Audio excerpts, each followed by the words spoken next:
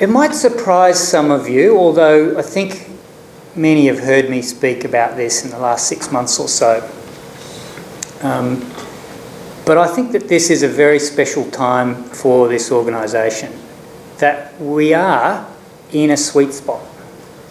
The reality is that whether it's health or global health, there's going to be pressure, there is pressure, to deliver the same, if not improved outcomes for our ageing populations, improved outcomes for our disadvantaged communities, improved outcomes for those who are in the developing world in our region, for less money. There's no doubt about that. Or at least for slowing growth. There's no way our health expenditure dollar in this country can continue to grow. There's increasing recognition that there's only one way to achieve that, and that's via embedding a research, knowledge, evidence culture into the delivery of health.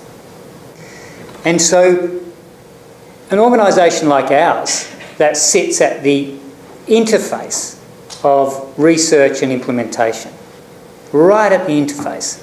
Many in this room would actually consider themselves more implementers than researchers, and others more researchers, and many right at the interface, because that's our role. We are in that sweet spot to take advantage of that pressure to be smarter about how we spend dollars through research and evidence. And the second reason why it's our sweet spot is looking internally for the organisation itself. 2016 is a record year on almost every front for us.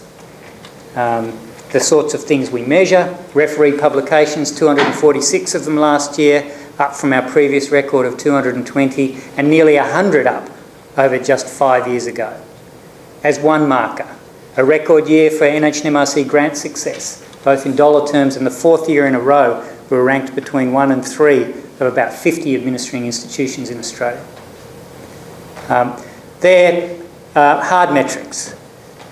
We also delivered an enormous number of contracts to build the capacity of those working either in the communities here in Victoria, throughout Australia, or throughout the developing world.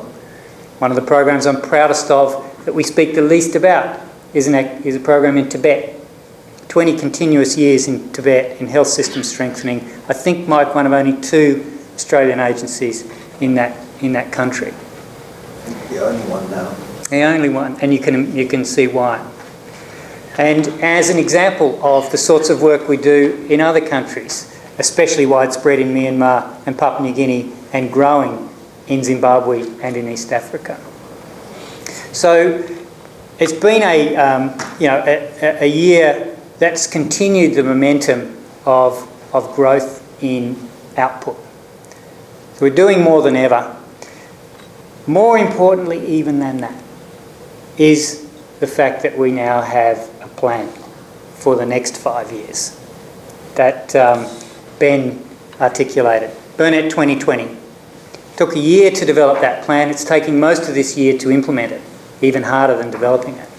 And we're really clear about our point of difference as an organisation that Ben said, our technical breadth that no other organisation that we know of really has to this degree under the same roof.